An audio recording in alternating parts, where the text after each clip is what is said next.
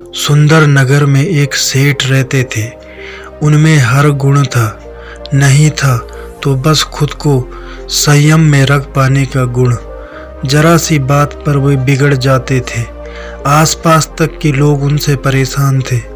खुद उनके घर वाले तक उनसे परेशान होकर बोलना छोड़ देते। किंतु यह सब कब तक चलता?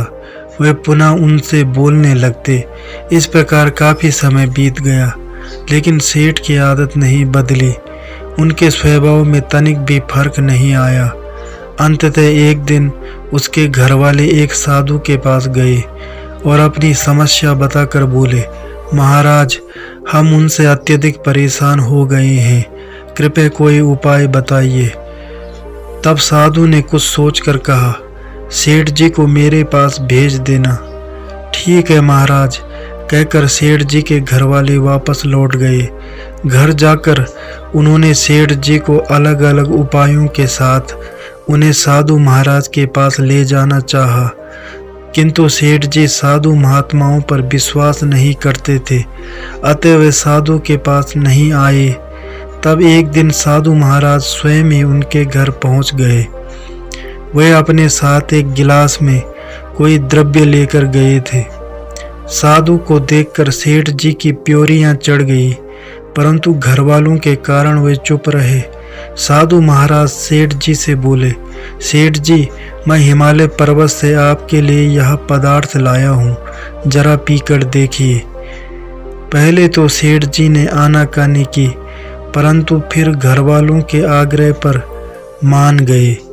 उन्होंने द्रव्य का गिलास लेकर मुंह से लगाया और उसमें मौजूद द्रव्य को जीभ से चाटा।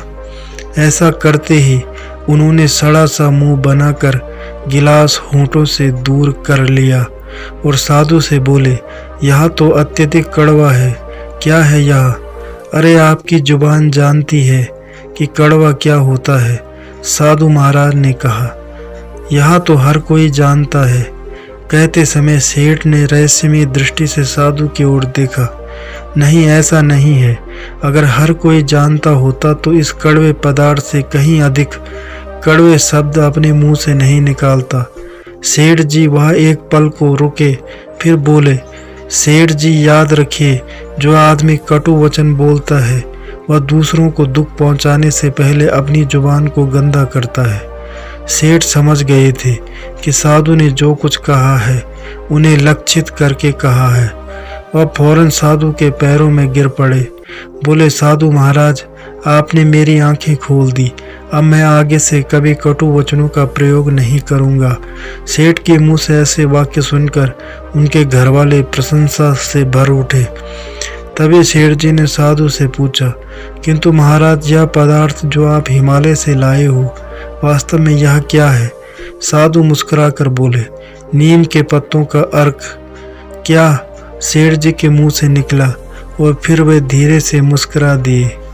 शिक्षा, कड़वा वचन बोलने से बढ़कर इस संसार में और कड़वा कुछ नहीं। किसी द्रव्य के कड़वे होने से जीभ का स्वाद कुछ देर के लिए कड़वा होता है, परंतु कड़वे वचन से तो मन और आत्मा को चोट लगती है। तो दोस्तों, ये थी आज की कहानी। उम्मीद करता हूँ आपको कहानी पसंद आई होगी। अगर आपको कहानी पसंद आए तो चैनल को सब्सक्राइब करें और बेल आइकन को प्रेस करके ऑल पर क्लिक करें। धन्यवाद।